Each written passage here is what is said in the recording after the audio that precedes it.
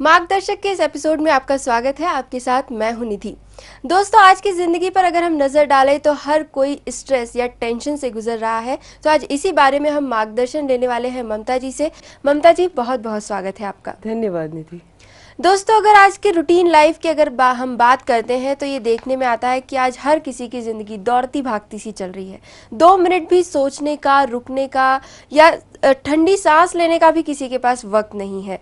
और अगर हम अपने बड़े बुजुर्गों की सुने और उनकी माने तो ये उनका भी यही कहना है कि थोड़ा रुको, स्ट्रेस मत लो, तनाव से दूर रहो। या हमारे धर्म गुरुओं की अगर हम बात करें तो वो भी यही कहते हैं कि योगा करना चाहिए, मेडिटेशन करना चाहिए, तनाव से जितना हो सके दूर रहना चाहिए। तो आज मैं आपसे ये जानना चाहूँगी कि तनाव, जिसे हम स्ट्रेस कहते हैं, ये एग्जैक्टली होता क्या है? किसी भी सिचुएशन में जो आपका रिएक्शन होता है जी, उससे आपके तनाव को मेजर किया जा सकता है जी, खासकर जब आप मुसीबत में हैं। जी, क्योंकि खुशी में तो हर आदमी जो है वो खुशी खुशी वो उसका रिएक्शन एक बेहतर ही होता है, लेकिन जी। अगर आपके ऊपर कोई मुश्किल आई हुई है या आपके परिवार में कोई मुश्किल आई हुई है तो उस समय आप अपना मेंटल बैलेंस कितना रख पाते हैं या नहीं रख पाते हैं, जी, इससे ये पता चलता है कि आप स्ट्रेस्ड हैं या नहीं हैं, जी, या आपकी स्ट्रेस झेलने की कितनी कैपेसिटी है। ये बात इस चीज़ से पता चल जाती है। जी। पर कहीं ना कहीं जैसे अगर आज की लाइफस्टाइल पर हम गौर करें तो चारों तरफ स्ट्रेस है। अगर इस हिसाब से हम देखें तो हर लाइफ है, मुश्किलें तो है ही, और रूटीन भी सबका ऐसा हो गया कि हर कदम पे आपको मुश्किलों का सामना करना है। तो इस स्ट्रेस के क्या रीजंस हो सकते हैं? देखिए, स्ट्रेस के तो इनफाइनाइट रीजंस हो सकते हैं। हम बच्चे और बड़ों में अगर दो में कैटेगराइज कर दें जी, तो क्योंकि अभी छुट्टियां बच्चों की आ रही हैं तो हम पहले बच्चों की बात अगर करें तो बच्चों में स्ट्रेस के रीजंस को हम ब्रॉडली डिवाइड कर सकते हैं इनटू एकेडमिक स्ट्रेस होता है उनका। जी, जब एकेडमिक सेशन चल रहा होता है तो होमवर्क करने का स्ट्रेस, टेस्ट का स्ट्रेस, जी, और साथ में इनके जो ग्रेड्स अगर नहीं आते हैं उसका स्ट्रेस होता है। कौन सा कॉलेज है, कॉलेज में उनको बेटर परफॉर्मेंस करना है, परफॉर्मेंस का स्ट्रेस होता है उनके ऊपर।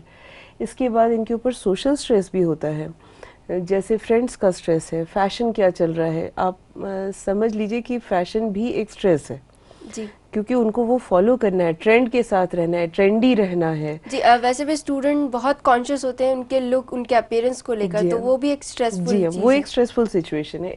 हर एक की एक एज होती है जिसमें वो काफ़ी लुक्स का कॉन्शियस होता है और वो स्ट्रेस्ड होता है उस वजह से। जी, साथ में उनके ऊपर स्ट्रेस होता है, एक्सेप्टेंस का स्ट्रेस होता है, फ्रेंड्स के एक्सेप्टेंस का। अल्कोहल, ड्रग्स, सेक्सुअलिटी, ये चीज़ें अलग एक तरीके का स्ट्रेस डालती हैं। बिल्कुल। आजकल मीडिया का भी स्ट्रेस होने लगा है। सोशल नेटवर्किंग साइट्स पे जो उनके कॉन्वर्सेशंस चलते हैं, जी, कई बार अगर वो कॉन्वर्सेशंस अपनी लिमिट से बाहर हो जाते हैं तो उसकी वजह से एक स्ट्रेस होता है। फ्रेंड्स की बुलिंग की वजह से स्ट्रेस होता है। तो स्टूडेंट्स पे भी काफ़ी सारे स्ट्रेस, हाँ, स्पोर्ट्स के भी स्ट्रेस होते हैं अपने।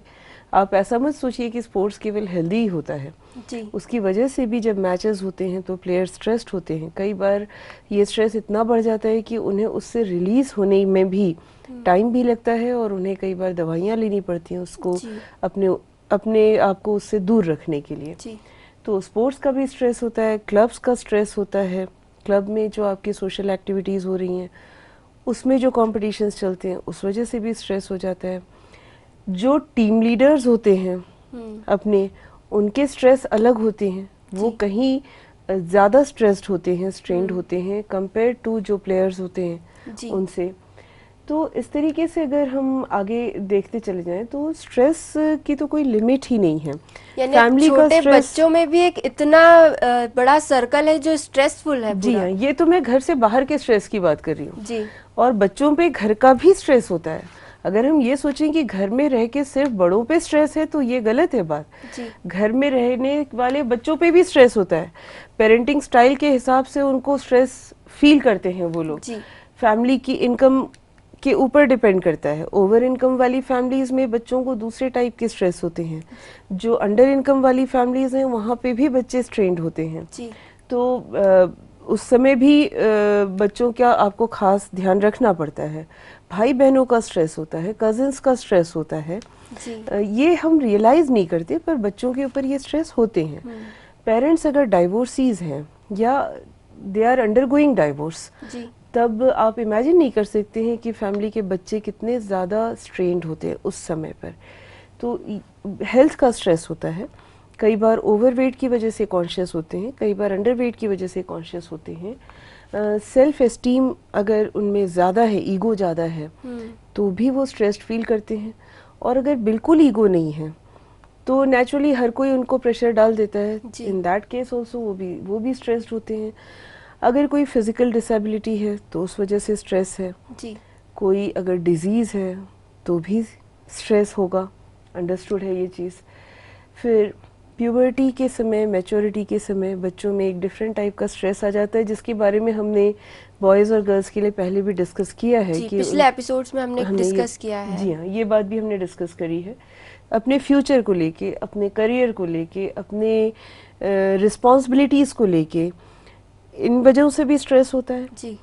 कई बार हमसे कुछ गलतियां हो जाती हैं, हम उसको किसी को शेयर कर भी देते हैं और कभी कभी हम नहीं भी शेयर करते हैं, लेकिन उस वजह से एक गिल्ट डेवलप हो जाती है, हमारे मन में एक पछतावा रहता है जी। वो भी कभी कभी अगर बहुत ज़्यादा बढ़ जाता है तो वो भी स्ट्रेस का हम एक कारण मान सकते हैं जी। किसी अपने नियर रिलेटिव की डेथ, उससे भी स्ट्रेस होता है। कई बार आपके पास समय नहीं होता तो भी स्ट्रेस होता है। तो ये कुछ स्ट्रेसेस होते हैं जो हर व्यक्ति अपने लाइफ में फेस करता है जी। और अगर मैं बड़ों के स्ट्रेस की बात करूं, अगर हम बच्चों को हटा दें तो इनमें से कुछ स्ट्रेसेस तो बड़ों के भी होते ही हैं, जैसे डेथ के केस में बड़े भी स्ट्रेस्ड होते ही हैं। रिस्पॉन्सिबिलिटीज़ का स्ट्रेस बड़ों पे 100% होता ही होता है। उनके ऊपर रूटीन लाइफ के जो स्ट्रेस होते हैं, जैसे इंश्योरेंस पॉलिसीज़, लोन भरना है, बिल भरने हैं, बिजली, पानी, इन सब का इंतज़ाम करना है, किराना, तो ये भी एक स्ट्रेस है। यानी ओवरऑल जो हाउस एक्सपेंडिचर्स है उनका एक अलग प्रेशर होता है, क्योंकि कॉस्ट बढ़ती जाती है तो फाइनेंशियल स्ट्रेस भी उनके ऊपर बढ़ता जाता है। फाइनेंशियल स्ट्रेस की वजह से प्रोफेशनल स्ट्रेस बढ़ता है उनके ऊपर, तो वो ये सब एक दूसरे से रिलेटेड होते हैं। जितना प्रोफेशनल स्ट्रेस ज़्यादा होगा उतना ही उन्हें अपनी वर्क प्लेस में कंपटीशन फेस करना पड़ेगा जी। उसके चलते उनके ऊपर एक अलग प्रेशर बन जाता है, स्ट्रेस बन जाता है। टाइम मैनेजमेंट उनके लिए भी एक उतना ही बड़ा स्ट्रेस है जितना बच्चों के लिए है। पर्सनल स्ट्रेस उनके होते हैं कई सारे, जो खुद की हेल्थ की वजह से होते हैं, नींद नहीं आना या इस टाइप के कारणों से भी कई बार स्ट्रेस जनरेट हो जाता है। रिलेशंस में स्ट्रेस होता है जी।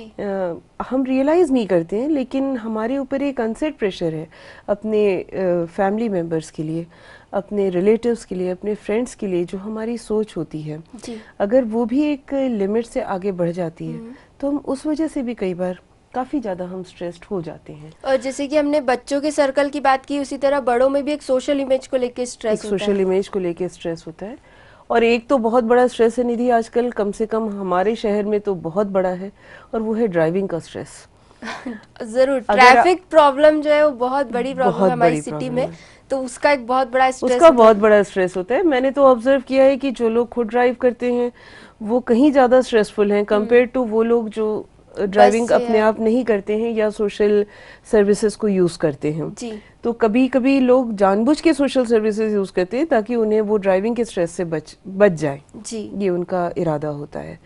तो ये एक बहुत बड़ा स्ट्रेस है आजकल। देखा जाए ओवरऑल तो हमारी लाइफ फुल ऑफ स्ट्रेस है, हर कदम पे हर मिनट हम एक स्ट्रेस से गुजर रहे होते हैं। हालांकि हम इसे रियलाइज़ नहीं करते हैं, लेकिन ये स्ट्रेस हमारे अंदर होता ही है कहीं ना कहीं। अब अगर देखा जाए कि इतने सारे स्ट्रेस है तो उसका कुछ नेगेटिव इफेक्ट तो ज़रूर पड़ता होगा हमारी लाइफ पर, कुछ उसके नुकसान, कुछ ड्रॉबैक्स तो होते होंगे स्ट्रेस के। उन ड्रॉबैक्स के बारे में हम जानना चाहेंगे। बिल्कुल बिल्कुल होते हैं निधि, और आप बिल्कुल सही कह रही हैं कि हमारे यहाँ बहुत सारे लोग ऐसे हैं जो इन रूटीन चीजों को स्ट्रेस मानते ही नहीं है जी। मतलब इतनी आदत हो चुकी है उन चीजों की कि हम उसको स्ट्रेस की कैटेगरी में नहीं डालते, बल्कि अपनी रूटीन लाइफ का एक पार्ट मान के चलते हैं। और इसमें बहुत बड़ा रोल प्ले करती है हमारी गवर्नमेंट भी। जब आप अपनी कंट्री से बाहर जाते हैं जी। तो आपके लेवल ऑफ स्ट्रेस चेंज हो जाते हैं। आप ये भी ऑब्जर्व करेंगे, वहाँ जाने पे आपके स्ट्रेस का रीज़न बदल जाता है जी। आपके स्ट्रेस का रीज़न वीज़ा होगा, फाइनेंसेस होगा, प्रोफेशनल होगा। लेकिन अगर आप वहाँ के सिटीज़न हैं तो कंपैरेटिवली हमारे सिटीजन्स को ज़्यादा स्ट्रेस है। Except for freedom of expression, आप बाकी चीज़ों में देखिए तो हम जितने टैक्सेस पे कर रहे हैं, जितना हम मेहनत कर रहे जी। हैं उसका हमें उतना वैल्यू नहीं मिल रहा है। जी।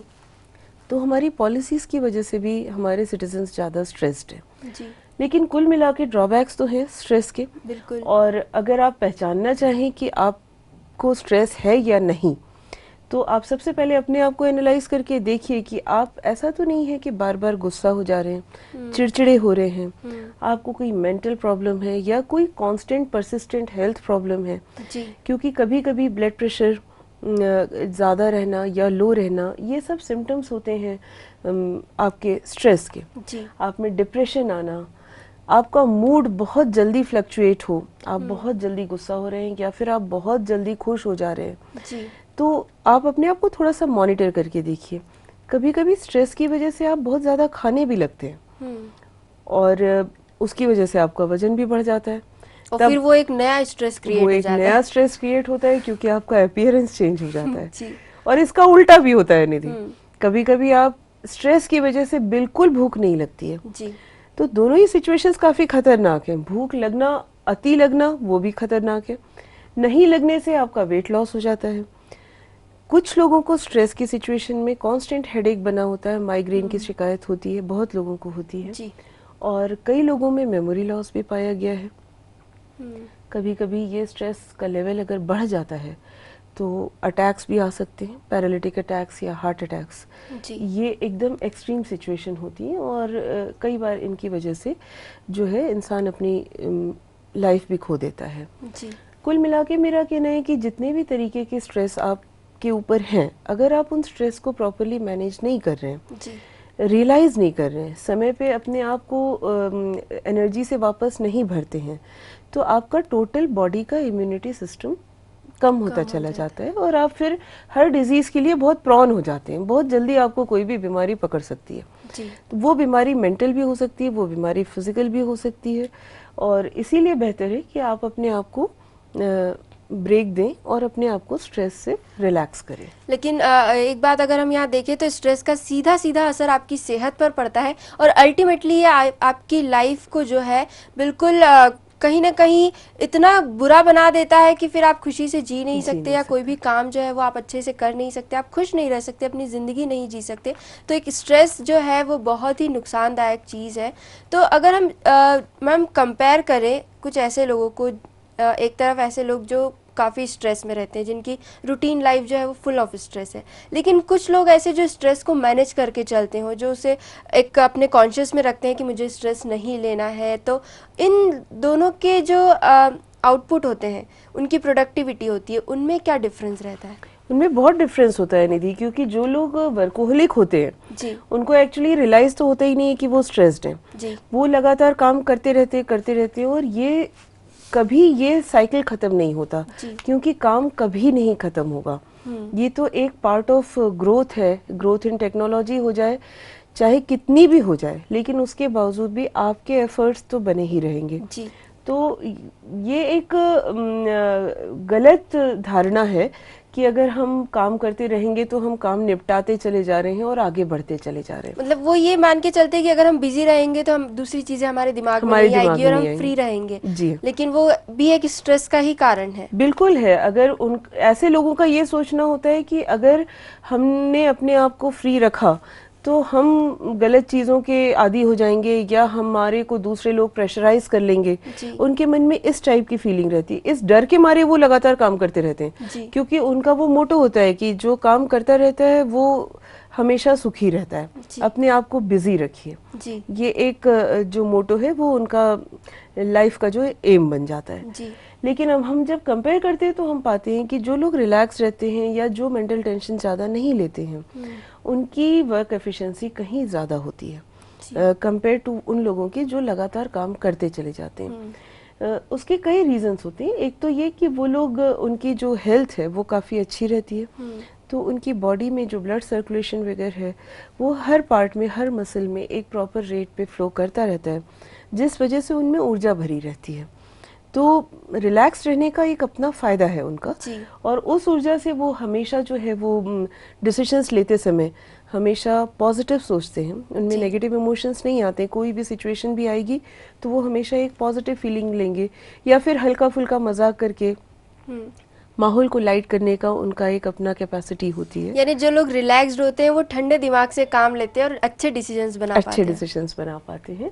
और साथ ही हमने देखा है कि उनमें जो कंसंट्रेशन लेवल है उनका वो भी बेटर होता है और उनमें कहीं ना कहीं कॉन्फिडेंस भी ज़्यादा होता है जी। क्योंकि मेरा ऐसा मानना है कि जो लोग रिलैक्स रहते हैं वो लोग कहीं ना कहीं टाइम टू टाइम अपनी पर्सनालिटी को और अपने ईगो को मेंटेन रखने का बैलेंस बना के रखते हैं। जी। तो बेहतर हो कि आप एकदम अति वर्कोहोलिक ना बने और अपने आप को समय समय पे रिलैक्स करना सीखें। यानी काम के बीच में थोड़ा थोड़ा ब्रेक तो बनता है। बनता है, बिल्कुल बनता है।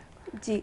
अब अगर हम आगे बात करें कि जो काम हम करते जा रहे हैं, रूटीन लाइफ है, ज़रूरी भी है सारे काम करना, ऑफिस जाना, स्कूल जाना, काम करना, बहुत सारी चीज़ें हैं, इसे मेंटेन करना भी आज के ज़माने में बहुत ज़रूरी है। लेकिन कहीं ना कहीं जो हमने अभी बोला कि काम के बीच में ब्रेक तो बनता है, यानी छुट्टियों का अपना एक इम्पोर्टेंस कहीं ना कहीं मुझे लगता है। तो ये जो वेकेशन, वैसे भी छुट्टियों का मौसम आ चुका है बच्चों का, तो अब थोड़ी सी बच्चों के लिए बात कर लेते हैं कि जो वेकेशंस होती है इनका क्या इम्पोर्टेंस है। वेकेशंस का बहुत इम्पोर्टेंस है। मुझे पता है मेरे ये बोलते ही सारे जो बच्चे हैं वो मेरे साथ हो लेंगे, मेरे विचारों से सहमत होंगे। मतलब एक अलग ही तरह का इंतजार होता है कि कब गर्मी की छुट्टियां लगेगी, कब वेकेशंस होंगे और हम खेल कूद मस्ती इन सब में बिजी बिल्कुल बिल्कुल। लेकिन वेकेशंस का इम्पोर्टेंस अगर हम ब्रॉडली बच्चे और बड़ों सबके लिए देखें तो वेकेशन सिर्फ फन नहीं है निधि, मतलब उसके साथ बहुत सारी चीजें जुड़ी हुई हैं। जैसा हम अभी डिस्कस कर रहे थे, वेकेशंस क्रिएटिविटी को प्रमोट करती हैं, आपको समय देती हैं अपने आप को एनालाइज करने, अपनी डिस्कवरी खुद करिए। ये वो समय होता है जब आप रिलैक्स होके अपने खुद को अपने आप से रिलेट कर सकते हैं। तो आपको अपनी गलतियों के एहसास होने लगते हैं, आप में कौन से प्लस पॉइंट्स हैं, कौन से नेगेटिव पॉइंट्स हैं, ये आप थोड़ा सा रियलाइज कर सकते हैं। आप अपने बेस्ट मूड में होते हैं छुट्टियों में हमेशा, और आपको जो एनर्जी लेवल है अपना उसको बढ़ाने का टाइम मिलता है, हेल्थ इंप्रूव करने का टाइम मिलता है। साथ में आपको आपकी प्रोडक्टिविटी बढ़ती है इन सारी रीजन से। तो अगर आप देखेंगे तो वेकेशन होने के बाद जब आप रीजॉइन करते हैं, चाहे वो स्कूल हो चाहे वो जॉब हो, आप पाएंगे कि अगर आपने अपने वेकेशंस को बहुत अच्छे से स्पेंड किया हुआ है तो आपके बिहेवियर में ही एक चेंज आ जाएगा।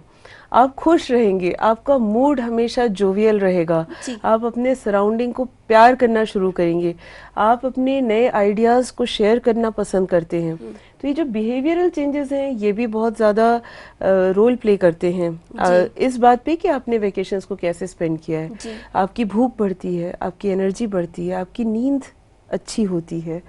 और बहुत बड़ा एक जो सोशल एस्पेक्ट है वेकेशंस का जो मेरी समझ में आता है वो ये है कि आपके अपने रिलेशंस में बॉन्ड्स स्ट्रॉन्ग होते हैं। देखिए जो लोग वर्कोहोलिक्स होते हैं, आप कभी उनको अगर नोटिस करिए तो उनको अपने रिश्ते भी बोझ लगते हैं, क्योंकि वो हमेशा इसी चीज में लगे रहते हैं कि उन्हें अपने हर तरीके के रिश्ते के लिए कुछ ना कुछ करना है। तो इस तरीके से अगर जब उनकी सोच बदल जाती है तब उनको रिश्ते भी जो हैं वो बहुत पसंद नहीं आते, क्योंकि वो थक चुके होते हैं। यानी वो रिलेशन को भी एक रिस्पॉन्सिबिलिटी की तरह लेना चाहते हैं, चाहे कि बस उसे फुलफिल करना है। जी हाँ, चाहे वो फैमिली के रिलेशंस हों, बच्चे हों या फ्रेंड्स हों या कोई भी हो, नेबर्स हों, कोई भी हो, वो हमेशा हर रिश्ते को भी एक बोझ लेने लगते फिर वो एक फॉर्मेलिटी बन जाता है कि आपको सिर्फ उतना निभाना है, क्योंकि वो एक रिलेशन है, आप पे रिस्पॉन्सिबिलिटी दी गई है तो आपको निभाना है। अपनी खुशी से वो उस चीज को नहीं ले पाते हैं। लेकिन वेकेशंस जो है वो उनको ये मौका देती हैं कि वो इन रिश्तों के महत्व को समझें। जैसा वो लोग सोचते हैं कि केवल वही रिश्तों के लिए कुछ कर रहे हैं, वो बात सही नहीं है। हर रिश्ते की आपके जिंदगी में एक अलग इम्पोर्टेंस होती है, और वेकेशंस आपको ये मौका देते हैं क्योंकि आप बाकी चीज़ों से दूर होते हैं, तो आपको पूरा मौका मिलता है ये सोचने का, ये समझने का कि कौन सा रिश्ता आपके लिए कितना इम्पोर्टेंट है। और वैसे भी अगर बच्चों के केस में बात करें तो सबसे बड़ा एक प्लस पॉइंट आता है कि नानी के घर जाना है, तो वो भी उस चीज़ को समझने लगते हैं, दूसरों से मिलना, क्योंकि स्कूल के चलते उन्हें छुट्टियां नहीं मिल पाती, वो अपने फैमिली रिलेशंस को इतना टाइम नहीं दे पाते हैं, बस घर में मम्मी पापा ठीक है, लेकिन छुट्टियों में वो सबके घर जाके मिल पाते हैं। तो इसी तरह का एक क्वेरी हमारे पास आई है जो भेजी है मिसेस तिवारी ने, ममता जी। मिसेस तिवारी जो है, हालांकि उनके 3 बच्चे हैं, 7 इयर्स, 10 इयर्स और 13 इयर्स एज के, और इन तीनों की वेकेशंस को लेकर बच्चे तो काफ़ी खुश हैं, लेकिन इनकी जो मम्मी है वो काफ़ी स्ट्रेस में है, क्योंकि स्कूल के चलते तो बच्चे बिजी रहते हैं अपनी स्टडीज़ में, लेकिन जब बच्चे घर में होते हैं तो माहौल कुछ और ही हो जाता है, दिन भर मस्ती और कहीं ना कहीं लड़ाइयाँ वगैरह भी हो जाती है। तो वेकेशंस में बच्चों को मैनेज करना बहुत मुश्किल हो जाता है। तो इस केस में मिसेस तिवारी का कन्फ्यूज़न ये है कि इस मुश्किल से वो कैसे, इस स्ट्रेस से वो कैसे बाहर निकले। ये तो मेरे ख्याल से बहुत सारे लोगों की प्रॉब्लम है। जैसे ही बच्चों की छुट्टियों का समय आने लगता है जी तो सभी घरों में मेरे ख्याल से ये टेंशन बढ़ जाता है कि अब इन बच्चों का हम करेंगे क्या। जी लेकिन बच्चे हमारे हमारे घर की रौनक हैं, जी उनको भी हक है रिलैक्स करने का। ये इन्होंने मेंशन नहीं किया है मिसेस तिवारी ने कि वो वर्किंग है या नहीं है, जी पर अगर वो हाउसवाइफ हैं तो उन्हें चिंता ज़्यादा करने की ज़रूरत नहीं है, क्योंकि वर्किंग लोगों के लिए सबसे बड़ा प्रॉब्लम होता है बच्चे की सिक्योरिटी। जी तो आजकल मेनली जो पेरेंट्स हैं वर्किंग होने पर वो प्रेफर करते हैं कि बच्चे को किसी प्ले स्कूल में या कोचिंग में डाल दें। रीज़न उसका मेनली सिर्फ कोचिंग नहीं होता है, सिक्योरिटी भी होता है जी एक रीज़न। लेकिन अगर ये हाउसवाइफ हैं तो मैं सजेस्ट करूंगी कि इन्हें कोचिंग पे बिल्कुल नहीं जाना चाहिए, क्योंकि कोचिंग में भेजना इज़ इक्विवेलेंट टू आप स्कूल भेज रहे हैं। इनको हॉबी क्लासेस में डालिए, और हॉबी क्लासेस में डालते समय ये आप ज़रूर ध्यान रखिए कि जो वहाँ की इंस्ट्रक्टर है या टीचर है हॉबी के लिए, वो स्कूल टीचर की तरह बिहेव ना करे जी कि रोज का वो होमवर्क दे रही हैं कि आपको इतना करके लाना है। क्योंकि मैंने यहाँ इंदौर में ये बहुत ज़्यादा टेंडेंसी देखी है जी कि जो हॉबी क्लासेस भी लगती हैं, उन हॉबी क्लासेस में भी ये एक टेंडेंसी होती है कि अपनी एफिशिएंसी को दिखाने के लिए जी कि हमने 1 महीने में बच्चे को इतना करा दिया, वो टीचर्स भी जो हैं, वो इंस्ट्रक्टर्स भी उतना ही स्ट्रेस डालते हैं जितना कि स्कूल में डलता है। तो मतलब बच्चों के लिए वेकेशंस का मीनिंग खत्म हो जाता खत्म है। हो जाता है। तो इस वजह से मैं चाहूंगी कि ये हॉबी क्लासेस भी देख के डालें कि जहाँ पे बच्चे रिलैक्स हो सके। फिर या फिर उनको छोटे मोटे लैंग्वेज सिखाइए। नहीं, हमारे तो देश की बहुत सारी लैंग्वेजेस हैं, जी फॉरेन लैंग्वेज भी सिखा सकती हैं। छोटी मोटी जीके क्लासेस 1 घंटे से ज़्यादा की नहीं। मेंटल या वैदिक मैथ्स, जो फन मैथ्स होता है, उस टाइप की चीज़ करवाइए, थोड़ी सी इंटेलिजेंस बढ़ती है। अगर आपका बच्चा बड़ा हो चुका है, जैसे कि इनका जो सबसे बड़ा बच्चा 13 है इयर्स एज जिसको कि नोट्स वोट्स लेने में मान लीजिए रेगुलर कुछ हेल्प की ज़रूरत पड़े एक्स्ट्रा, जी तो वो शॉर्ट हैंड का कोर्स करवा सकती हैं। बहुत ही फ़ायदा होता है। बड़ी जल्दी जल्दी अगर कोई बोल रहा है तो उसको शॉर्ट हैंड में लिख के वो उसको सिंबॉलिकली एक्सप्रेस करके घर ला सकता है और उसके ये बाद चीज रिप्रोड्यूस कर सकता उनको है। एकेडमिक सेशन में भी ये चीज काम आ बहुत काम सकती है। आएगी और एकेडमिक से हट के भी है, जी तो थोड़ी इंटरेस्टिंग होती है। फिर आप कम्युनिटी मूवीज ऑर्गेनाइज करिए। आप जहाँ रहती हैं कुछ बच्चों को इकट्ठा करके पिकनिक लेके जाना, जू लेके जाइए, जी या फिर अपने घर में कोई मूवी लगा दीजिए, या फिर बच्चों से कहिए कि 10-10 रुपए या 5-5 रुपए इकट्ठे करके वो एक जगह पे इकट्ठा हों और वो खुद ही जो है एक पैकेट कुरकुरे का या कुछ ऐसे छोटा मोटा ड्रिंक्स विंक्स बना के आपस में एंजॉय यानी करें। छोटी मोटी पार्टी या पार्टी जैसी पिकनिक हो जाए, ऑर्गेनाइज कर हाँ, सकते जो हैं। कि लोडेड ना हो कोई भी। तो ये तो हुई बच्चों की बात, लेकिन अब बड़ों की भी वेकेशंस को लेके कुछ प्रॉब्लम है। ये भेजा है लेटर हमें सूरज जी ने। इनका कहना है कि एक जो वेकेशंस का जनरल कॉन्सेप्ट होता है वो है कहीं बाहर घूमने जाना, किसी तरह की आउटिंग प्लान करना, लेकिन इस महंगाई के चलते वो उनके लिए अफोर्डेबल है नहीं। तो वो कोई ऐसा रास्ता चाहते हैं कि वेकेशंस भी अच्छे से स्पेंड हो, वेकेशंस भी अच्छे से प्लान हो जाए, लेकिन खर्चा जो है वो इतना ना हो, उनके बजट पर असर ना पड़े। तो इसके लिए आप क्या मार्गदर्शन देंगे? बिल्कुल सही कह रहे हैं सूरज जी अभी इस वक्त, क्योंकि बहुत सारे लोगों को ये प्रॉब्लम होती है। महंगाई बढ़ती जा रही है और बजट का एक मेजर पार्ट जो है जी वो छुट्टियां बिताने के लिए इनको सेव करना पड़ता है। जी तो ऐसे सिचुएशन में जब आप बहुत ज़्यादा खर्च नहीं करना चाहते तो बड़े हल्के फुल्के तरीके से आप ब्रेक ले सकते हैं। जी ब्रेक लेने से मेरा मतलब है कि एक दिन आप ऐसा बिताइए जब आप कोई फ़ोन मत अटेंड करिए, इंटरनेट ऑन मत करिए, सिर्फ गाने सुनिए, लेटे रहिए, सोए रहिए, चेंज मत करिए, जब मूड हो तब उठिए। जी तो आप अपने आप को थोड़ा सा रिलैक्स पाते हैं आप, क्योंकि रूटीन में जो भागा दौड़ी हो रही है उससे बच सकते हैं।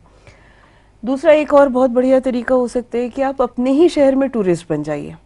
जी तो आपका खर्चा भी बहुत कम होगा। आप बस यूं ही निकल पड़िए और अपने जो रूटीन, अगर आप व्हीकल यूज़ करते हैं तो मत यूज़ करिए, सोशल सर्विस वाली व्हीकल से को यूज़ करके अपने शहर की सैर करिए जी एक मैप लेके। और तीसरा एक सस्ता और तरीका हो सकता है कि आप अपने ही शहर में किसी होटल में जाके 1 या 2 दिन बिताइए। जी। बड़ा आराम मिलता है उससे। कभी कभी ऐसा, क्योंकि आपको रोज का नाश्ता बनाना, रोज टाइम पे उठना, ये इन चीज़ों से आप बच जाते हैं। जी। आप होटल में रहिए शान से, 2 दिन भी रहेंगे अगर, तो आपको बेड टी मिल रही है, जब आप चाहें तब उठ सकते हैं, जब आप चाहें तब न्यूज़पेपर आपके हाथ में आएगा, जी। आपके कपड़े धुले धुलाए तैयार हुए आपको मिलेंगे, जी। आप जब चाहें खाना खा सकते हैं, बनाने की भी ज़रूरत नहीं है। तो ये चीज़ें आपको नॉर्मल लाइफ से हटाती हैं। जी। कहीं ना कहीं ये आपको एक मेंटल पीस देती हैं। जी। इसमें बहुत खर्चा भी नहीं होता और आप एंजॉय भी कर लेते हैं। जी। तो कुछ ये छोटे छोटे स्टेप्स लेने से आपको काफ़ी फ़ायदा होता है। आप अगर इतना भी नहीं करना चाहते तो आप अपने घर में ही सोए रहिए।